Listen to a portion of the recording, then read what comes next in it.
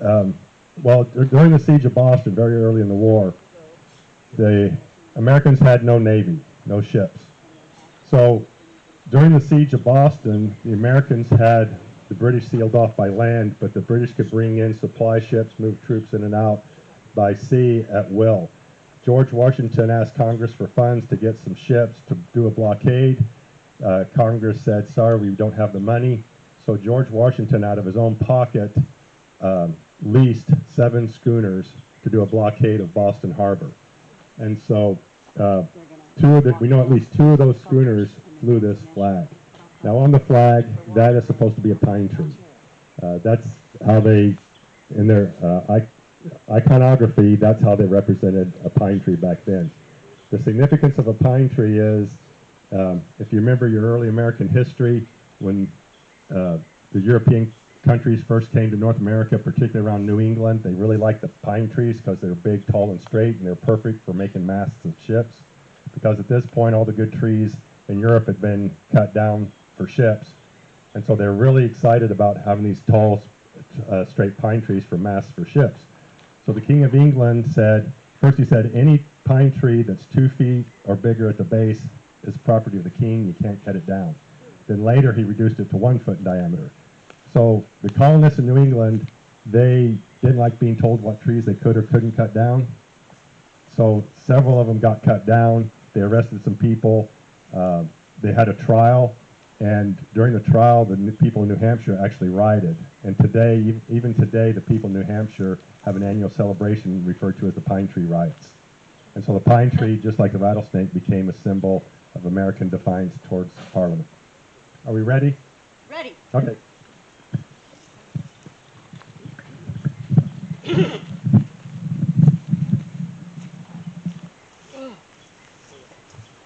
That was perfect. Way to go. Hello, everyone. Welcome to the Patrick McGee Cemetery. There are a lot of faces that are very comfortable in this cemetery because, man, have we spent a lot of hours here in this cemetery. So welcome to this beautiful place. I'd like to introduce the Governor Isaac Shelby chapter of the Sons of the American Revolution.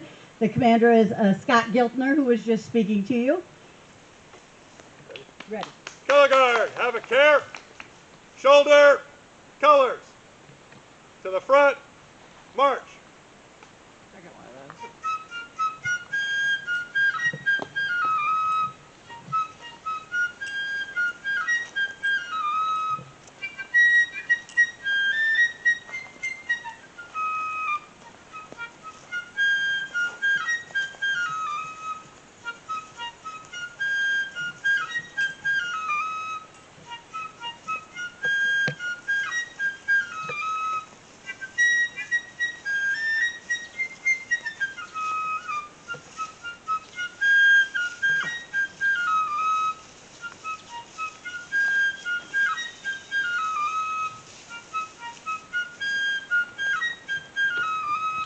Color guard, halt.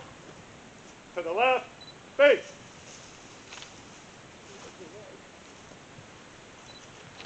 Present, color.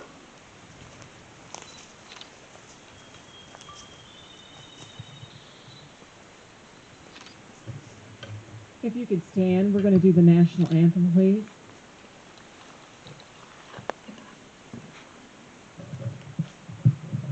Oh, say, can you see by the dawn's early light what so proudly we hailed at the twilight's last gleaming, whose broad stripes and bright stars through the perilous fight o'er the ramparts we watched were so gallantly streaming, and the rocket's red glare, the bombs bursting in air, gave proof through the night that our flag was still there. Oh,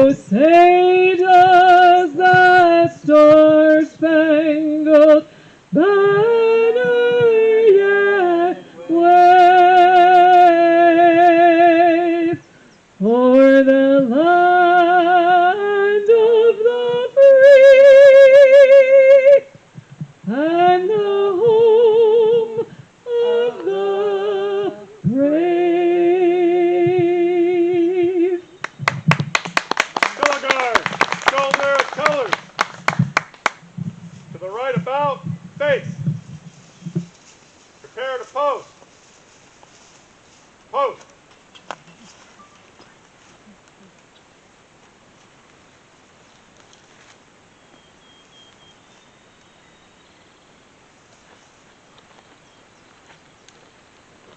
To the right, face. To the front, march.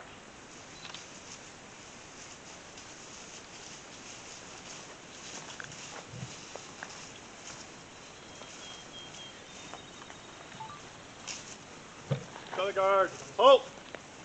Dismiss.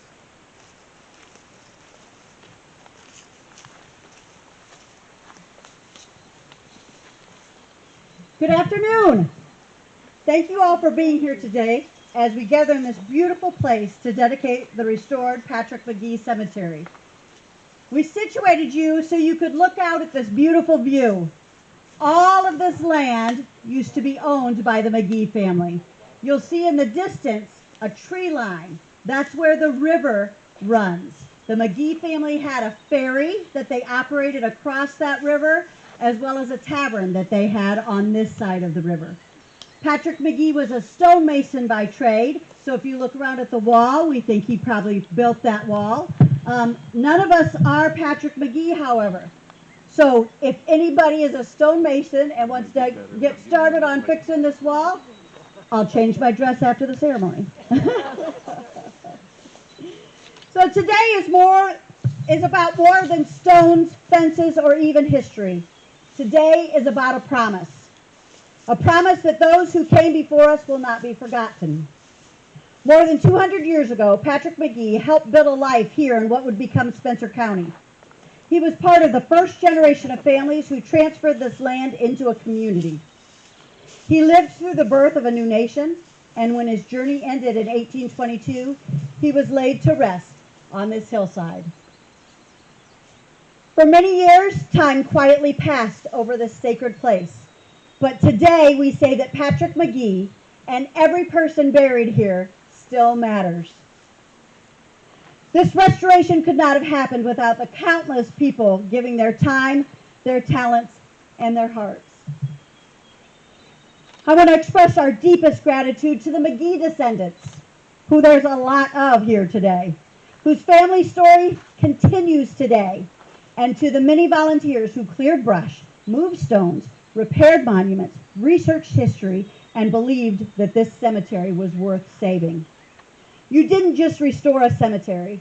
You restored dignity. You restored a memory. You restored a piece of Spencer County's story. As part of today's dedication, we're giving away sunflower seeds. The sunflower is a symbol of resilience. Even after storms, it continues to turn towards the light. That feels especially fitting today. These sunflowers are more than seeds. They are a reminder that remembrance grows. Every time one blooms, may it remind us that history is not something to be locked away in books. History lives because people chose to remember it, protect it, and pass it on. Earlier today, church bells rang all across Spencer County. And for a few brief moments, an entire county paused to remember those who came before us. Now standing here among these headstones, we continue that remembrance. As we dedicate this cemetery today, let us also dedicate ourselves to preserving the places that tell our story. Because every old cemetery is more than a collection of stones. It's a library without books. It's a family tree rooted in the earth. A sacred place where the past reaches forward and shakes hands with the future. May this cemetery remain a place of peace, reflection, and gratitude for generations to come. And may every person who walks through this gate leave with a deeper appreciation for the sacrifices, the perseverance, and the ordinary lives that built the extraordinary community we call Spencer County. Thank you all for being here to honor Patrick McGee and his family and everyone who rests here. May we never forget them.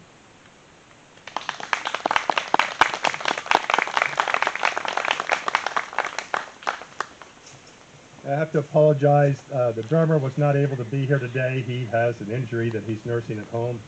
So he wanted to be here, but he couldn't. Song I'm going to play for you is called Chester. It was the first all-American patriotic song, and it was very popular at the time of the American Revolution. I have one of those. Right?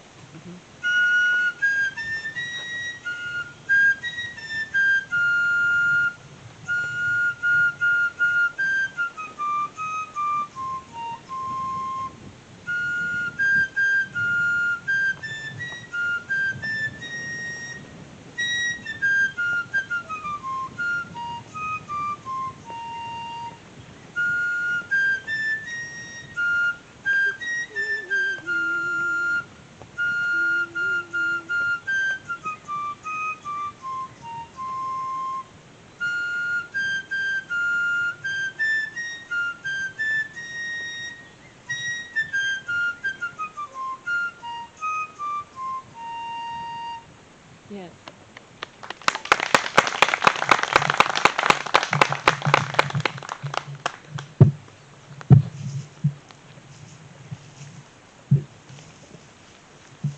Detail. To the front, march.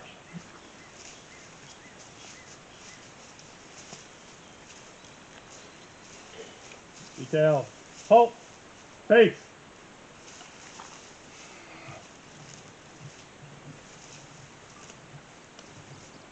Okay. Let the family go. Yes, please. Okay. We'd like, oh, go Go ahead. ahead. We'd like all of the descendants of the McGee family to please come forward, stand in a line, Line and behind me. Patrick Mason, if you'll be at the end. The flag folding ceremony represents the same religious principles on which our country was originally founded.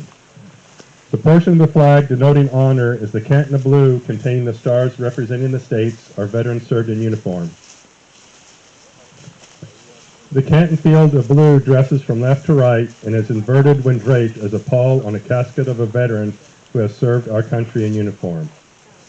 In the armed forces of the United States, at the ceremony of retreat, the flag is lowered, folded in a triangle fold, and kept under watch throughout the night as a tribute to our nation's honored dead. The next morning, it is brought out, and at the ceremony of reveille, run aloft as a symbol of our belief in the resurrection of the body. The first fold of our flag is a symbol of life. The second fold is a symbol of our belief in the eternal life. The third fold is in honor and remembrance of the veteran departing our ranks who gave a portion of his life for the defense of our country to attain a peace throughout the world. Dan? The fourth fold represents our weaker nature, for as American citizens trusting in God, it is to Him we turn in times of peace as well as in times of war for His divine guidance. The fifth fold is a tribute to our country, for in the words of Stephen Decatur, our country, in dealing with other countries, may she always be right, but is still our country right or wrong. The sixth fold is for where our hearts lie. It is with our heart that we pledge allegiance to the flag of the United States of America and to the republic for which it stands, one nation, under God, indivisible, with liberty and justice for all. The seventh fold is a tribute to our armed forces, for it is through the armed forces that we protect our country and our flag against all her enemies, whether they be found within or without the boundaries of our republic. The eighth fold is a tribute to the one who entered into the valley of the shadow of death, that we might see the light of day, and to honor Mother, for whom it flies on Mother's Day. The ninth fold is a tribute to womanhood, for it has been through their faith, love, loyalty, and devotion that the character of the men and women who have made this country great have been molded. The 10th fold is a tribute to Father, for he too has given his sons and daughters for the defense of our country since they were first born. The 11th fold, in the eyes of a Hebrew citizen, represents the lower portion of the seal of King David and King Solomon and glorifies in their eyes the God of Abraham, Isaac, and Jacob. The 12th fold, in the eyes of a Christian citizen, represents an emblem of eternity and glorifies in their eyes God the Father, the Son, and Holy Ghost. The 13th fold, when the flag is completely folded, the stars are uppermost, reminding us of our national motto, "In God we trust." After the flag is completely folded and tucked in, it takes on the appearance of a cocked hat, ever reminding us of the soldiers who served under General George Washington and the sailors and Marines who served under Captain John Paul Jones, who were followed by their comrades and shipmates in the armed forces of the United States, preserving for us the rights, privileges, and freedoms we enjoy today.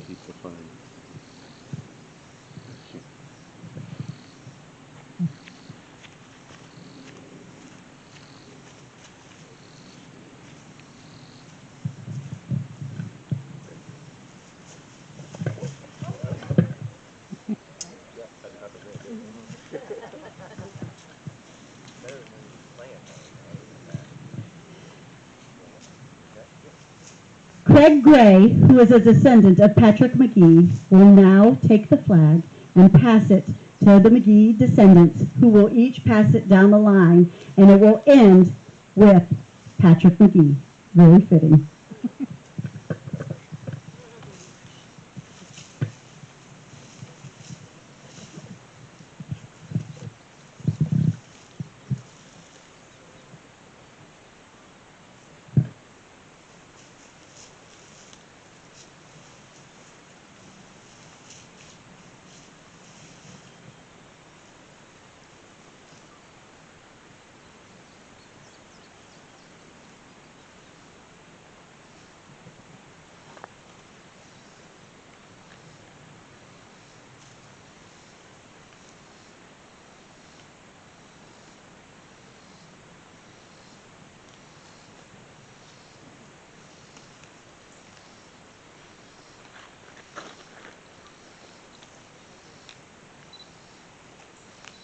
Now, as you make your way back to your seats, I'll turn it back over to Scott.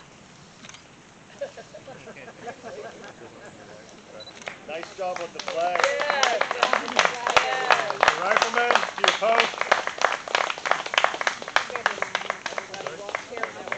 Okay, I'll take it.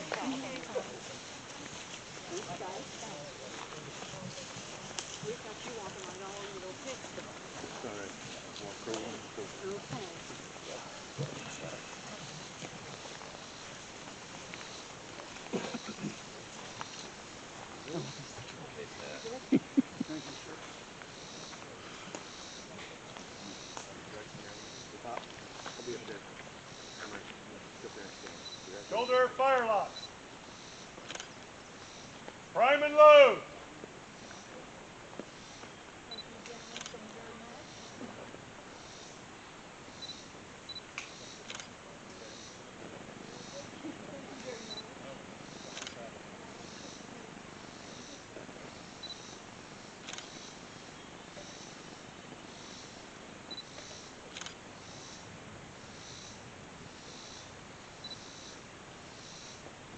Get ready.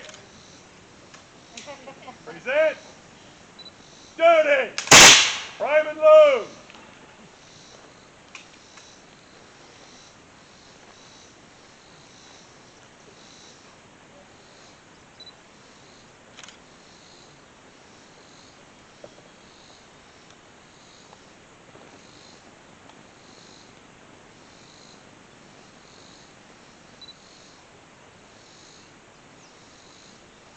Get ready.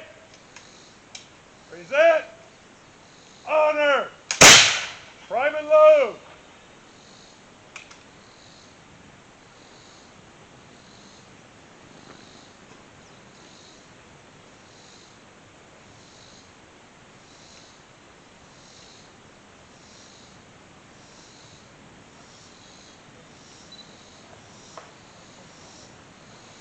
Get ready. Present. Country. Shoulder fire lock.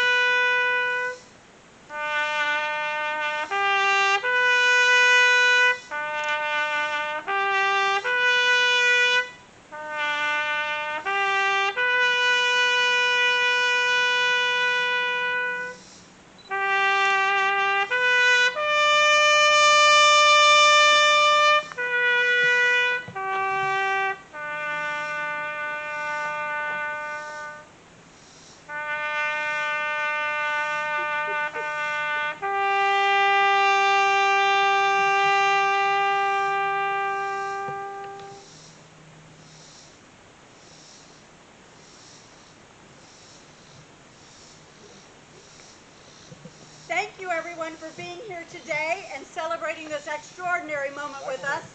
If you haven't noticed Patrick's headstone clear back here, please visit it. If you were a volunteer here in this cemetery, we have a gift for you up lighting the wall, a planter that denotes Spencer County's America 250, the 250th anniversary of our country. The descendants, those gifts are for you as well. So please take one of those planters home with you if you're a volunteer or a descendant. Feel free to stay as long as you want, mill about the cemetery, take in the beautiful view. And now that the Mann brothers who have created these new benches, we invite you back to come and picnic or come and watch the sunset every night you possibly can and enjoy this peaceful place. Thank you for being here today.